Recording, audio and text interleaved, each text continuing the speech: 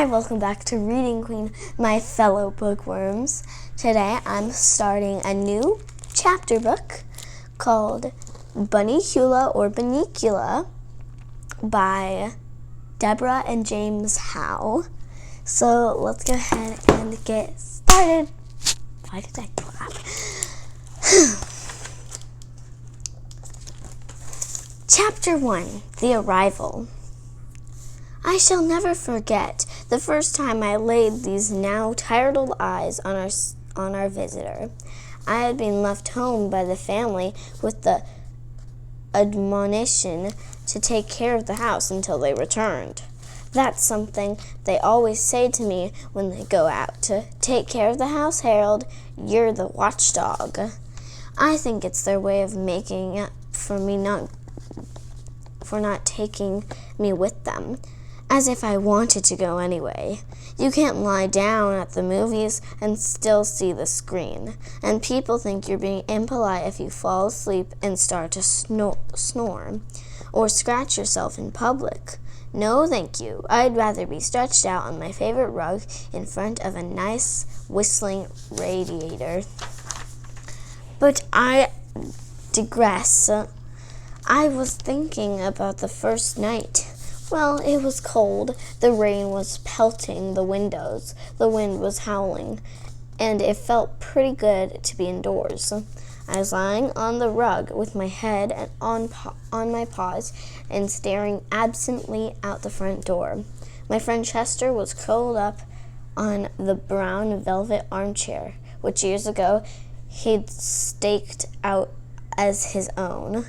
I saw that once again he'd covered the whole seat with his cat hair, and I chuckled to myself, picturing the scene tomorrow. Next to the grasshoppers, there is nothing that frightens Chester more than the vacuum cleaner. Next to grasshoppers.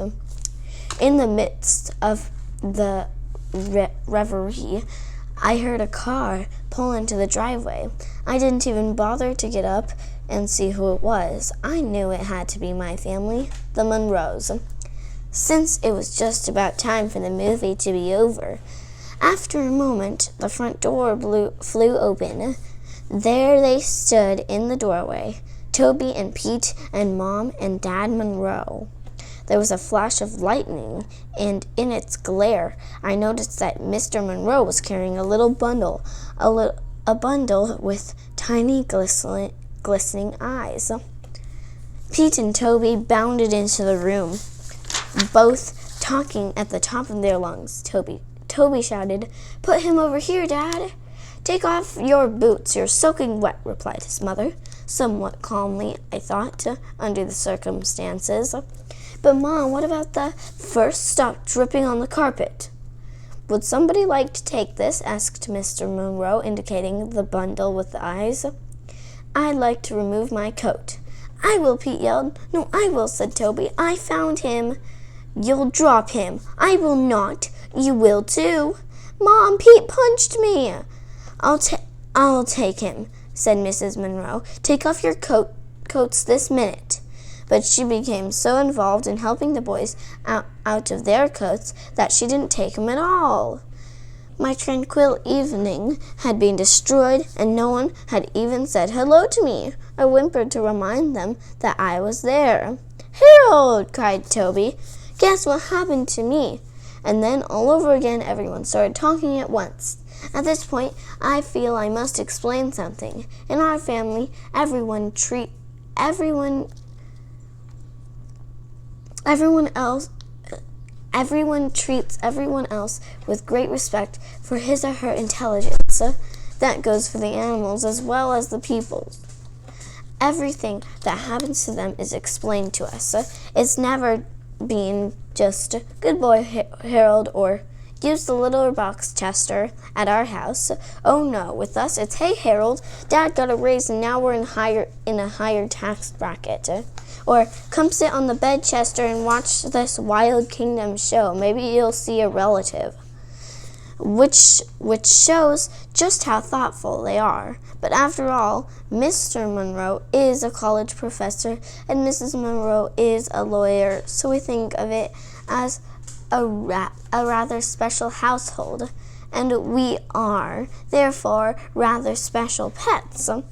So it wasn't at all surprising to me that they took the time to explain the strange circumstances surrounding the arrival of the little bundle with the glistening eyes now among us.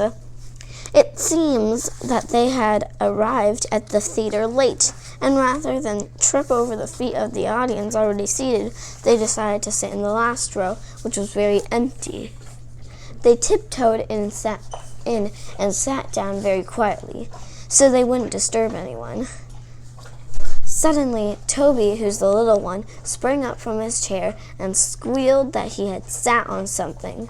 Mr. Monroe told him to stop making a fuss and move to another seat. But in an unusual display of independence, Toby said he wanted to see what it was he had sat on. An usher came over to their row to shush them, and Mr. Monroe borrowed his flashlight. What they found on Toby's chair was the little blanketed bundle that was now sitting on Mr. Monroe's lap. They now unwrapped the blanket, and there in the center was a tiny black and white rabbit sitting in a shoebox filled with dirt. A piece of paper had been tied to his neck with a ribbon. There were words on the paper, but the Monroes were unable to decipher them because they were in a totally unfamiliar language. I moved closer for a better look. Now, most people call me a mongrel, but I have some pretty fancy bloodlines running through these veins, and Russian wolfhound happens to be one of them because my family got around a lot. I was able to recognize the language as an obscure dialect of the Carpathian mountain region. Roughly translated, it read, "Take good care of my baby," but I couldn't tell if it was a note from a bereaved mother or a piece of Romanian sheet music. The little guy was shivering from fear and cold. It was decided that Mr. Monroe and the boys would make a house for him out of an old crate and some heavy-duty wire mesh from the garage. For the night, the boys would make a bed for him and a shoebox for him in the shoebox. Toby and Pete ran outside to find the crate, and Mrs. Monroe went to the kitchen to get him some milk and lettuce. Mr. Monroe sat down, a dazed expression in his eyes, as if he were wondering how he came to be sitting in his own living room in a wet raincoat with a strange bunny on his lap. I signaled to Chester, and the two of us casually moved over to a corner of the room. We looked at each other. "Well, what do you think?" I asked. "I don't think rabbits like milk," he answered. Chester and I were unable to continue our conversation because a deafening crash commanded our attention. Pete yelled from the hallway, "Ma, Toby broke the rabbit's house." "I didn't. I just dropped it. Pete won't let me carry it." "It's too big. Toby's too little." "I am not. You are too." "Okay, fellows," Mrs. Monroe called out as she entered with the milk and lettuce. "Let's try to get it in here with as little hysteria as possible, please." Chester turned to me and said under his breath, "That lettuce looks repulsive, but if there's any milk left, I get it." I certainly wasn't going to argue with him. I'm a waterman myself. At that moment, the crate arrived, barely standing the strain of being pulled in two directions at once. "Ma, Toby says he's going to keep the rabbit in his room. That's not fair. Harold sleeps in his room." "Only sometimes," I thought, "when I know he's got a leftover ham sandwich in his drawer."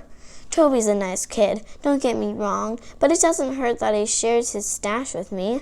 It was, after all, at one of those late-night parties in Toby's room that I first developed my taste for chocolate cake, and Toby, noting my preference, has kept me in chocolate cake ever since.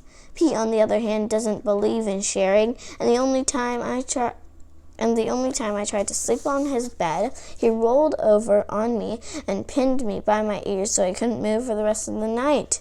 I had a crick in my neck for days. But he's mine, Toby said. I found him. You sat on him, you mean? I found him, and he's sleeping in my room. You can keep smelly old Harold in your room, and Chester too, if you want to, but I'm going to keep the rabbit in mine. Smelly old Harold! I would have bitten his ankle, but I knew he hadn't changed his socks for a week. Smelly indeed. Mr. Monroe spoke up. I think the best place for the rabbit is right here in the living room, on that table by the window. It's light there, and he'll get lots of fresh air. Pete's taller than I am, Toby cried. He'll be able to see the rabbit better. Too bad, Squirt. Okay, said Mrs. Monroe through clenched teeth. Let's foot him to bed and make him comfortable, and then we can all get some sleep. Why? Pete asked. I don't want to go to sleep. Mrs. Monroe smiled a little too sweetly at Pete. Look, Ma, said Toby, he's not drinking his milk. Chester nudged me in the ribs. Didn't I tell you? He asked. Excuse me while I make myself available. He, said Toby. We gotta name him. Can't that wait till tomorrow? Asked Mr. Monroe. The boys shouted in unison. No, he has to have a name right now. I have to say I agree with them. It took them 3 days to name me, and those were the 3 most anxious days of my life. I couldn't sleep at all, worrying that they were really going to call me Fluffy, as Mrs. Monroe had suggested. Well, all right, sighed Mrs. Monroe. What about, say, Bun Bun? Oh, there she goes again, I thought. Where does she get them? Yetch, we all said. Well, then how about Fluffy, she offered, hopefully. Pete looked up at his mother and smiled. You never give up, do you, Ma?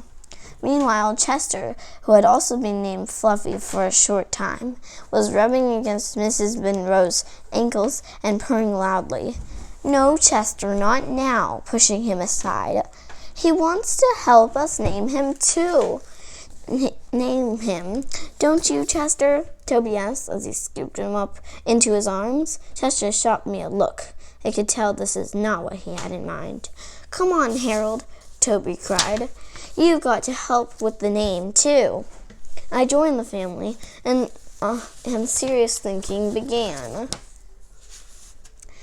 It was the first time I had really seen him. So this is a rabbit, I thought. He sort of looks like Chester, only he's got longer ears and a shorter tail, and a motor in his nose. Well, said Pete, after a moment, since we found him at the movies, why don't we call him Mr. Johnson? There was a moment of silence. Who's Mr. Johnson? Asked Toby. The guy who owns the movie theater, Pete answered. No one seemed to like the idea. How about Prince? Said Mr. Monroe. Dad, said Toby, are you kidding? Well, I had a dog named Prince once, he replied lamely. Prince, I thought. That's a silly name for a dog. We found him at a Dracula movie. Let's call him Dracula, Toby said. That's a stupid name, said Pete. No, it's not. And anyways, I found him, so I should get to name him. Mom, you're not going to let him name him, are you? That's favoritism. I'll be traumatized if you do. Mrs. Monroe looked in wonder at Pete. Please, Mom, please, Dad, let's name him Dracula, cried Toby. Please, please. And with each please, he squeezed Chester a little harder. Mrs. Monroe picked up the bowl of milk and moved toward the kitchen. Chester followed her every moment with his eyes, which now seemed to be popping out of his head. When she reached the kitchen door, she turned back and said, "Let's not have any more arguments. We'll compromise. He's a bunny, and we found him at a Dracula movie, so we'll call him Bunnicula. Bunnicula. That should make everyone happy, including me." "What about me?" muttered Chester. "I won't be happy until she puts down that milk." "Well, guys, is that okay with you?" she asked. Toby and Pete looked at one another and then at the rabbit. A smile grew on Toby's face. "Yeah, Ma, I think that name is just right." Pete shrugged. "It's okay, but I get to feed him." "Okay, I'm going to put the milk back in the fridge. Maybe he'll drink it tomorrow." "What about Chester?" Toby said, dropping the frantic cat to the floor. "Maybe he would like it." Chester made a beeline for Mrs. Monroe and looked up at her plaintively. Oh, Chester doesn't want any more milk, do you, Chester? You've already had your milk today." She reached down, patted Chester on his head, and she walked into the kitchen. Chester didn't move. "Okay, bedtime," said Mr. Monroe. "Good night, Bunnicula," Toby said. "Good night, Count Bunnicula," Pete said sarcastically. And "Good night, Count Bunnicula." "Good night, Count Bunnicula," Pete said sarcastically in what I took to be his attempt at a Transylvanian accent. I may be wrong, but I thought I saw a flicker of movement from the cage. "Good night, Harold. Good night, Chester." I licked Toby good night. "Good night, Smelly Harold." "Good night, dumb Chester." I drooled on Pete's foot. "Mom, Harold drooled on my foot." "Good night, Pete." "Good night, Pete," Mrs. Monroe said with a great finality as she came back into the living room, and then more calmly, "Good night, Harold. Good night, Chester." Mr. and Mrs. Monroe went up the stairs together. "You know, dear," Mr. Monroe said, "that was very clever, Bunnicula. I could have never thought of a name like that." "Oh, I don't know, Robert," she smiled as she put her arm through this. "I think Prince is a lovely name, too." The room was quiet. Chester was still sitting by the closed kitchen door in a state of shock. Slowly he turned to me. "I wish they had named me Fluffy," was all he said.